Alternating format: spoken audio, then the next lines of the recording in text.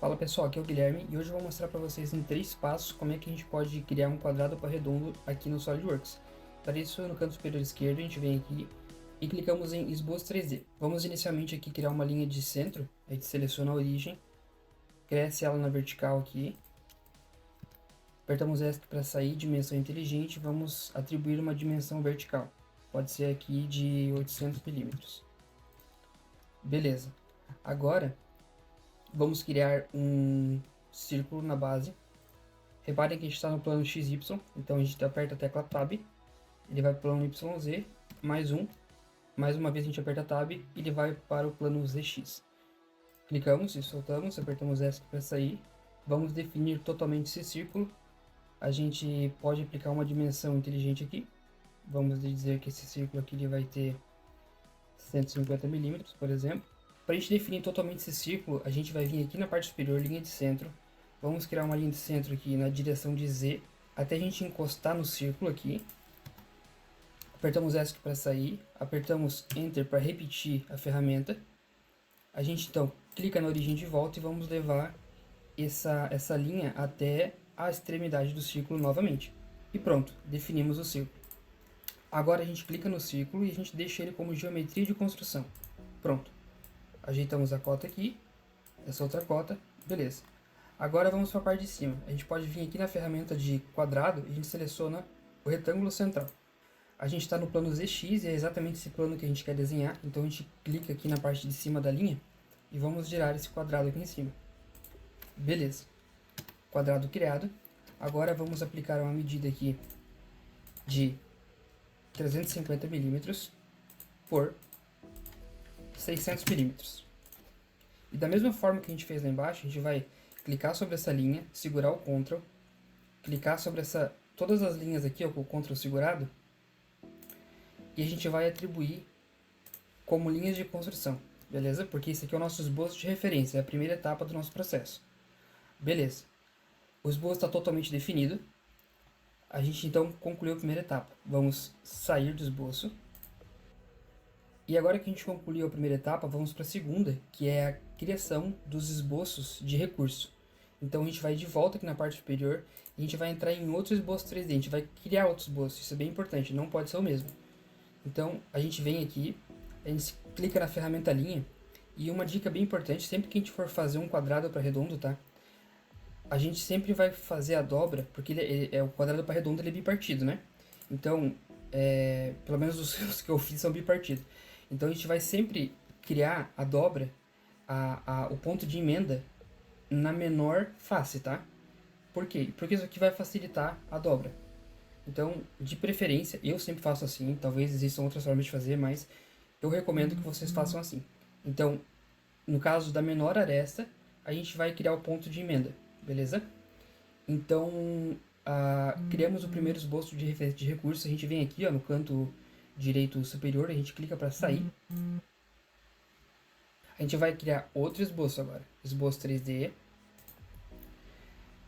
Ó, repara que eu criei outro, tá? Então, não é o mesmo, porque um é um esboço de referência, os outros dois são esboço de recurso, beleza? A gente já vai usar isso na sequência. Então, a gente vai vir aqui nessa ferramenta aqui, ó, arco de ponto central. Se não estiver aparecendo aqui, deve estar aqui, ó, mas é arco de ponto central. A gente vai clicar lá embaixo. Ó, repara que a gente está no plano XY. A gente aperta Tab, Tab mais uma vez, ZX. A gente vai clicar nesse ponto que a gente criou antes aqui. E a gente vai gerar, ó, a linha sobre ele, tá vendo? Até esse ponto aqui. A gente tá vendo que esse ponto está preto, tá vendo? Então, se esse ponto está preto e o arco do círculo ainda está azul, a gente precisa definir ele totalmente. Como é que a gente faz isso? A gente vai pegar esse ponto aqui e a gente vai segurar o Ctrl e vamos clicar nesse outro ponto que já está definido. E a gente vai falar que ele vai ser coincidente ao longo de Z. Então a gente vem aqui e fala, ó, ao longo de Z, aqui no canto esquerdo, beleza? Só que ainda está azul. Por quê? Porque a gente precisa falar que esse ponto e esse arco, eles são coincidentes. Porque senão eu poderia pegar esse arco aqui e levantar ele até aqui em cima. Então ele ainda estava com grau de liberdade, beleza?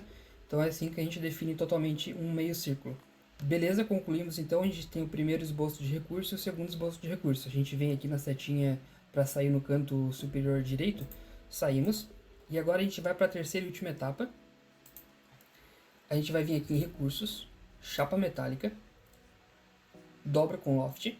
Só que antes de a gente fazer isso, a gente vai vir aqui no nosso esboço de referência e a gente vai ocultar ele. Então beleza, agora que a gente ocultou o nosso esboço de referência, a gente vai gerar o recurso de dobra com loft.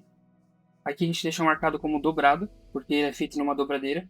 Essa opção de conformado geralmente eu uso quando é peça feita em calandra. Por exemplo, ao invés de ser um quadrado para redondo, é um diâmetro maior para um diâmetro menor. Se a peça é feita em calandra, beleza?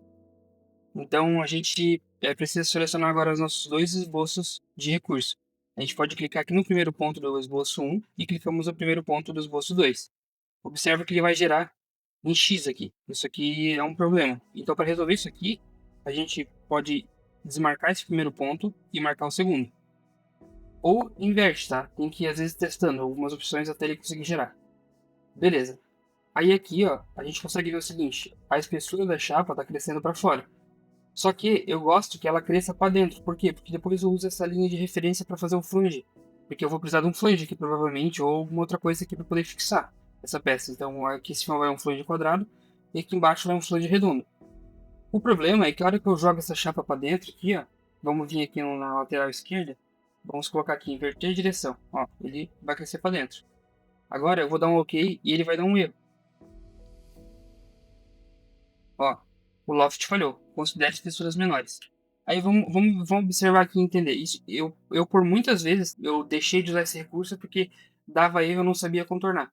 Então, o que está acontecendo? Se a gente vier estudar aqui o comportamento do CAD, a gente vai observar que as espessuras elas estão se batendo aqui. Então, por que ele fala considerar a espessura menor? Porque o software entende que se eu reduzir essa espessura de chapa, eu não vou ter essa colisão. Só que existem outras formas de contornar esse problema. Vamos fechar aqui, ó.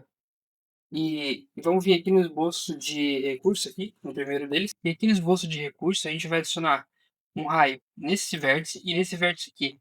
Por quê? Porque esse raio que a gente vai adicionar agora, ele vai impedir que a chapa tenha colisão contra si mesma. Qual que tem que ser esse raio? Primeira coisa, a espessura da chapa, no caso é uma chapa de 2 milímetros que a gente está trabalhando, mais o raio da dobra. Para esse tipo de chapa de 2 milímetros, eu uso 3.15, tá? Eu vou deixar aqui na descrição uma tabela para fazer download, para que tenha a relação entre espessuras de chapa e raios de dobra, que eu uso há bastante tempo já e sempre funcionou, tá? Então, para esse tipo de espessura, é 3.15 o raio de dobra. E eu sempre deixo mais 0,5 milímetros a mais para ter um pouco de folga ali para não dar problema. Então a gente confirma, aplicou os filetes ali, a gente fecha, a gente sai do esboço e vamos de volta aqui no recurso de chapa metálica, dobra com loft. A gente seleciona o primeiro ponto, selecionamos o primeiro ponto aqui embaixo também, gerou em X, a gente desmarca, marcamos o outro ponto do outro lado, ele vai gerar. Beleza. Aí aqui ele está gerando para fora, eu quero que ele gere para dentro, então a gente vem aqui em inverter a direção. Mudamos a espessura da chapa para 2 milímetros, o raio de dobra já está 3.15 e observa que aqui a gente já não vai mais ter colisão, tá? Então a gente confirma. E pronto, a gente está com a chapa gerada. Outro ponto importante, eu geralmente, nessa distância aqui, tá? Eu geralmente trabalho com algo em torno de 20 milímetros, tá? Nessa faixa. Então vamos confirmar aqui quanto é que tá. Aqui está com 20 já. Beleza. Pode deixar, é um valor bom. E agora, como essa peça aqui ela é bipartida, a gente precisa do outro lado dela. Para a gente fazer isso, a gente só vai simplesmente vir aqui em recursos, espelhar. A gente vai selecionar o corpo que a gente quer espelhar. E o plano, a gente seleciona essa espessura aqui, ó. Pronto, vai gerar para a gente ali. A gente pode confirmar. A gente pode gerar uma vista isométrica. E pronto, está aqui a nossa peça. Ah, olha aqui, ele emendou, tá vendo? Por que ele fez isso? Porque aqui no espelhar, a gente tem que vir aqui e desmarcar o mesclado. Pronto. Então, é assim que vai ser fabricado. Então, essa chapa aqui, a gente vem e verifica se ela está planificando. Tudo certo, planifica.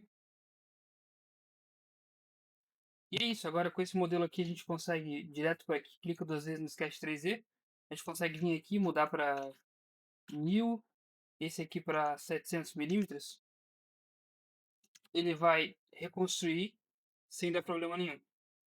Beleza, pessoal? Se esse vídeo te ajudou, se inscreve no canal, é bem importante pra gente que você se inscreva. Clica aqui nos gostei, deixa um comentário se tiver alguma dúvida, ou caso vocês tenham outra peça que vocês tenham dificuldade de desenhar, coloque aqui nos comentários que eu tento fazer um vídeo para ensinar, beleza? Até mais!